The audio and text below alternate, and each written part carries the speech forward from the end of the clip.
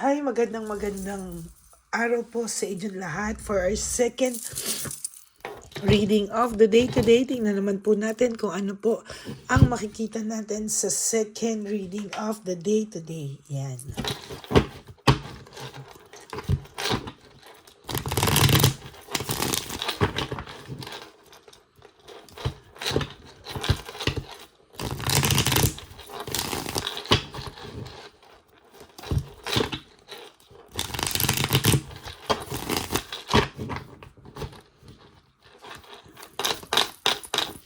Balasahin po muna natin.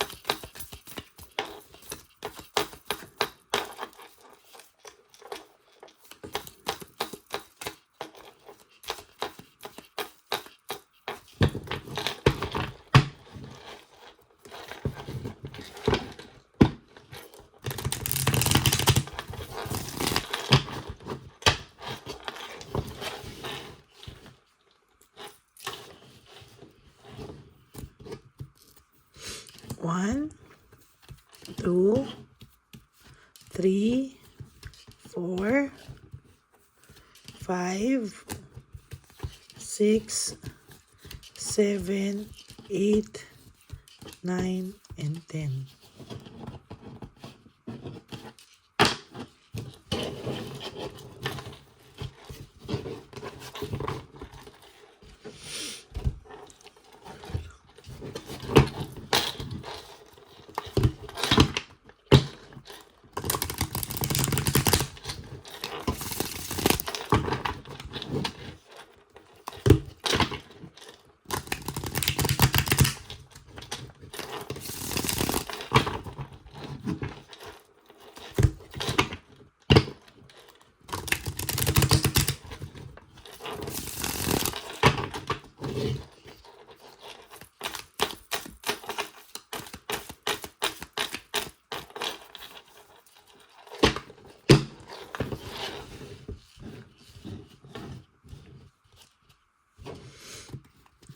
One, two, three, 4, 5, 6, 7, 8, 9, and 10.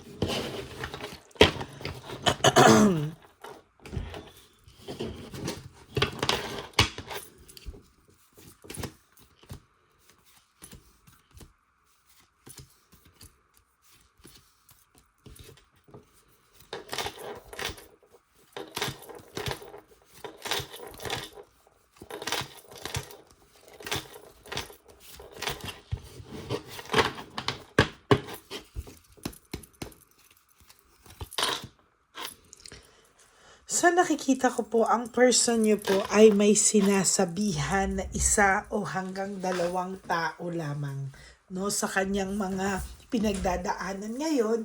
Since hindi niya po masabi, no, sa'yo, hindi niya masabi sa lahat ng tao, ina-isolate niya po yung sarili niya, no, because ayaw niya pong pag-usapan siya. Kita niyo naman po, no, 3 of Cups, no, ay about meron po siyang kaibigan na pinagtitiwalaan, na meron po siyang pinagsasabihan.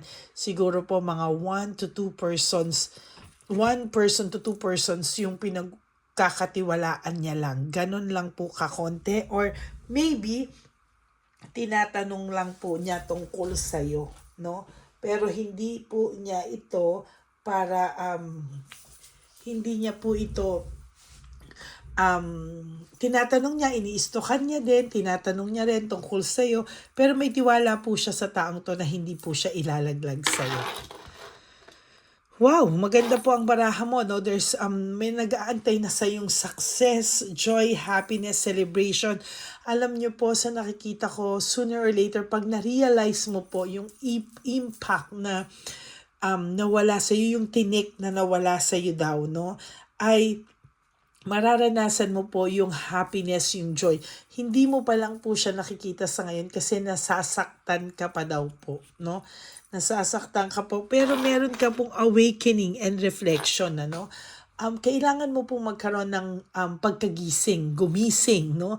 At mag-reflect sa mga bagay-bagay para po makita mo yung brighter side of life. Kasi po parang lagi ka na lang daw nag-iisip, minsan tulala ka, parang hindi mo alam yung gagawin mo, no? So, sa nakikita ko po ay meron kang awakening and reflection na dapat mong gawin. Siya po ay laging lumabas din to kanina, failure and defeat, no? Sa nakikita ko po dito, talagang mahihirapan po siya sa mga susunod na araw kapag ka po hindi niya po ito inayos, no? At talagang nagpatuloy pa siya sa pagiging ma-pride niya, nagpatuloy pa siya sa lahat, ay magiging malungkot na po ang buhay niya talaga. Panay failure, panay karma. And sa nakikita ko po, magaling pa siyang magdala sa ngayon. Pero there will come a time, hindi na po niya ito maitatago sa'yo. No?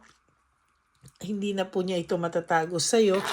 At talagang magbabago po ang cycle ng buhay niya. No? Talagang maghihirap po yung kanyang buhay dahil po sa bigat po na dala-dala niya po. No? Boredom. There's boredom. Sa nakikita ko po dito ay meron po ako nakikitang boredom at hindi po ito mawawala. No? Talagang sa nakikita ko po dito ay magkakaroon lang po siya ng malungkot na mga susunod na araw sa kanya because of alam niyo yung everyday gigising ka, parang wala kang peace of mind. Parang ang hirap-hirap pong bumangon na lagi kang merong worry. Parang laging, kung feeling mo wala ka namang problema, no? Pero siya, parang feeling niya wala siyang problema, pero bigat-bigat ng daladalahin niya, no? Tapos bored na bored siya sa buhay, hindi niya po alam kung ano po ang kanya pong gagawin. Yan, no? There is resentment and desire to reconcile. Sa totoo lang po, yung resentment and desire to reconcile ay hindi niyo po yun talaga maiaalis, no?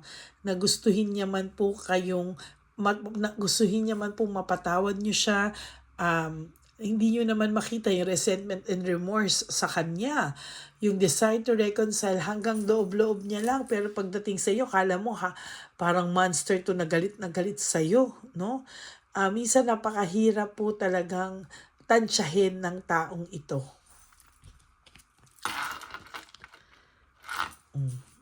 Sa nakikita ko, meron din po ako ditong nakikita na unti-unti po siyang nahihirapan. Unti-unti po siyang parang pinipilit niya lang po tumayo araw-araw, gumising araw-araw. Pinipilit niya lang po yung sarili niya, no? Naku, ito na naman po, nabunot na naman natin to because everyday, ang bigat po ng dalahin niya, everyday meron po siyang kinakaharap at everyday po wala siyang control sa karmang dumadaloy sa sitwasyon sa kanya, sa sitwasyon niya, sa buhay niya sa araw-araw. Napakahirap po, no? Sabi po nila, there's life after all this. At minsan po, kailangan mo lang po desisyonan ang mga bagay-bagay, no? Talagang mahirap po kung sa mahirap, pero ayan po, there is this rejection and resentment. Sa nakikita ko po, meron po akong nakikita dito na may rejection and resentment talaga, no? Natatakot po siyang ma-reject ng mga tao sa paligid mo bago pa sa'yo, no? May resentment siya pero mataas ang ego pride kasi ayaw niya pong nare-reject. Hindi niya po gustong nare-reject siya kaya ganyan po ang pakiramdam niya. Iniisip niya po minsan yung happy memories niyo. Iniisip niya po minsan kung ano daw po yung makakapagpasaya sa'yo, no? At makakapagpasaya na kahit wala siya, sana daw ay wini-wish well ka naman po niya. Pero pag sa harap mo po, kala mo kung murahin ka nito, kung sigawan ka nito, or kung laitin ka nito. Pero deep inside po, no, naiisip niya rin minsan yung mga masasayang pinagsamahan niyo. Teamwork and collaboration. Sa nakikita ko po dito, meron po akong nakikitang teamwork and collaboration. Naiisip niya nga po, sabi ko sa inyo, yung happy memories nyo, yung collaboration nyo, naiisip niya. Ayan, no? Marami po siyang naiisip na gawin, no? Marami po siyang naiisip na bagay pero hindi po niya alam kung paano po niya yan gagawin sa mga susunod na panahon. Kung paano niya po kakalimutan daw yung masasaya niyong alaala para hindi na daw niya dala-dala yung bigat ng pakiramdam niya. Pero alam niyo po, I will tell you, hindi niya po yan makakalimutan. Ganon-ganon lang. Hindi niya po kakayanin kalimutan niya ng ganyan. There's inner voice, ano? Sa tingin ko po ay kinakausap niya yung kanyang kalooban, yung kanyang sarili, no? Na iniisip niya po na sana ay matapos na ang lahat ng ito. Pagod na daw siya. Kung maayos, maayos. Kung hindi, hindi. Pero pagod na daw siya. No? And sa nakikita ko po, kasalanan niya po yan eh. Nagpapanik po talaga siya. And lahat po yan is based on quick decision. Mga bagay po kasi na hindi pinag-isipan. Mga bagay po talaga na ganun-ganun na lang talaga. No? At sa nakikita ko po ay hindi po ito talaga hindi po ito kakayanin, desisyonan ng mabilisan. Kailangan kasi ang mga desisyong ganito pinag-iisipan, nire-reflekan, pero siya po bara-bara, sige, sugod ng sugod, kaya po siya napunta sa isang karmang sitwasyon. Actually, ito pong sitwasyon niya ngayon ay karma sa kanya. Ang dami niya na po talagang na-loss na opportunity and miss chance sa buhay niya na maayos. But because of ego and because of pride, too much pride, hindi pa rin po siya umayos, no? Yan po yung masaklap na katotohanan, no? Wala po siyang ginagawa. There's lack of initiative, no? Ang pakiramdam ko po dito ay talagang there's coldness, no? Meron po ako nakikitang coldness sa taong ito. Matigas ang ulo, matigas ang puso. Kaya lack of initiative, wala siyang ginagawa. Anything, no, to win you back.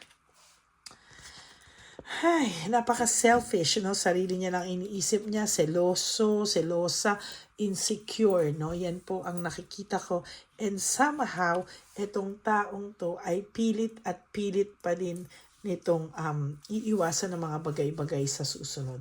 Pero mayroon po silang pag-aaway, palagi po sila nag-aaway ng third party, ang inyong karibal, lagi po silang may conflict. No, hindi po sila maayos tulad ng kinakaselos mo minsan sa mga social media. Hindi po. Talaga po meron po ditong magulong-magulo rin po sila. At minsan po ay naghahamunan pa po sila ng away at minsan naghihiwalay din po sila, nagkakabalikan pero nagkakahiwalay, nag-aaway at nag-aaway. Magulo po ang sitwasyon nila sa ngayon. Okay, yan po ang second reading of the day and I hope na naka-resonate po kayo. And if you do, can you please give me a like and comment down below para alam naman po natin kung ano po ang comments po yung lahat, no? Maraming salamat po. And for those of you who would like to have a private reading with me, you can message me po at Ladyly Elena, that's Ladyly Elena. Nasa dulo po yan na ating video. Diyan nyo lang po ako makokontak. That's my only official and legit FB account. Ayan. So maraming salamat po, no? And for those of you who would like to give me a super thanks for this video, I would really appreciate that from the bottom of my heart and be grateful for that. Lalo na po ngayon, nag-iipon na po tayo para sa ating One Love a Day Christmas edition for our street lolos and lolas, street elders. Elderly po tayo, okay? Maraming salamat po sa inyong lahat and God bless you all. And sabi ko nga po sa inyo, no, sa lahat po sa inyo, ako po ay nagpapasalamat na kahit na maraming naglalabasan ng mga YouTube readers ngayon ay tarot card readers ay hinahanap nyo pa rin po ako at hindi pa rin po kumpleto ang araw nyo pag hindi nyo po ako napapanood. Maraming salamat po sa inyo lahat at salamat din po for not skipping of ads. Tulong nyo na po yan sa ating channel para mas marami pa po tayong matulungan. Maraming salamat po sa inyong lahat and God bless you all. And ang lagi ko pong bilin sa aking mga ever loyal, solid, and faithful Lady Elena friends, family and subscribers. Gusto ko pong sabihin sa inyong lahat na mahal ko po kayong lahat. At kahit nasang lupalo po ako ng daigdig ay hahanapin ko po kayong lahat para magbigay ako ng mensahe, no, or reading for the day para sa inyong lahat. Ganyan ko po kayo kamahal. And of course, please, wag lang po tayo mag-skip ng ads, ha? Pakiusap ko po talaga yun. And please help me reach 20,000 subscribers, no? Para naman po lumapit-lapit na po tayo sa ating silver button. Maraming salamat po. Medyo malayo pa po ang ating mararating, pero alam ko po na matutulungan niyo po ako lahat. Maraming salamat po. And ang aking lagi pong payo sa inyo is just to live one day at a time. Sabi ko nga po sa inyo, you wake up and do 3 things that will make you happy for today. No, iwasan niyo muna po mag-isip ng mga malulungkot na bagay, isipin siya, lahat ng pains na binigay niya sa inyo. Just focus on yourself.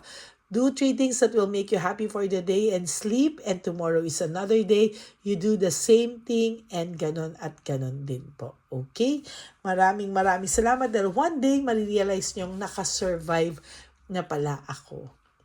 And of course, you have to realize that life is too short. Don't make it shorter by stressing yourself from all the pains and heartaches na binigay sa inyo ng kahapon. Just surrender everything to the divine universe and just let go and let God write your life and love story. Alam ko po maraming nakakasakit na bagay sa atin ngayon, ano? Maraming mga bagay na gumugulo sa atin, no? Pero sometimes we really have to help ourselves to pick up the pieces again. Mahirap po, pero tayo rin po ang makakatulong sa ating mga sarili, at huwag niyo pong sukuan ang inyong mga sarili.